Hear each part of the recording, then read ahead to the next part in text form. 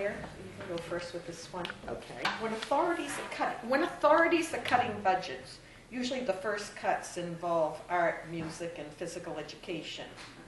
Will you try to maintain these areas?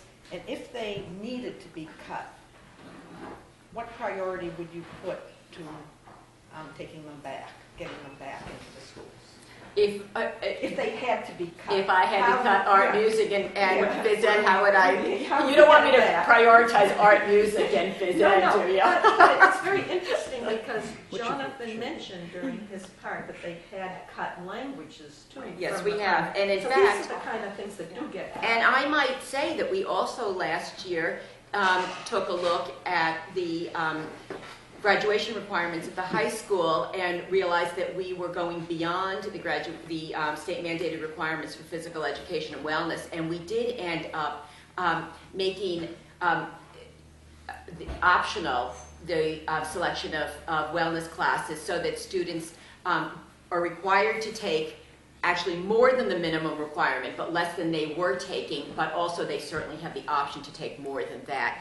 I am profoundly committed to our commitment to really teaching the whole child. So breadth of program at the high school is a fundamental priority for me, and in fact at budget time I'm a big advocate of making sure that our music and our art classes are preserved. At the elementary school, in fact, we did cut back elementary music and art to 45 minutes from an hour a couple of years ago, 3 years ago, and it was not acceptable because the amount of time it takes to set up and break down an art class and do the artwork itself takes more than 45 minutes. And so we did restore back to an hour art and music in the elementary schools. So I would say that it would not be a priority for me. I think that we must remain our commitment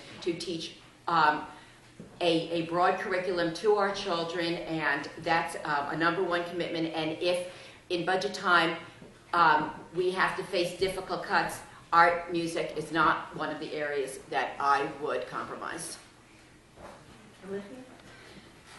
This topic is one that Claire and I completely agree on. I'm equally passionate about making sure that kids have art and music and physical education. I don't really need to take your time to elaborate on the reasons why. I would just add that I think because I've worked in schools in a number of different settings, I can help come up with creative ways to fund these programs. Because I think there are so many citizens who feel passionate about these, I think there are opportunities to engage volunteers in music, art, and physical education. There are foundations that offer grants and funding for these programs. My husband's a principal in Boston, and he just got a football team started because he got entirely grant funded. I think that we can look for alternative creative sources of funding, and other ways to make these programs more affordable would be to consider having non-teaching staff get more involved in teaching. You know, we've got curriculum coordinators who, if they're master teachers, we should be using them. Maybe they can teach one class so they can really be reminded of what all the meetings are about. It's about working with the kids. And really, I think that my participation on the school committee will mean that every decision we make will be examined in terms of the impact on student learning and the outcomes for students. So in the areas of art, music, and gym, that holds true as well. Thank you. Okay, thank you both.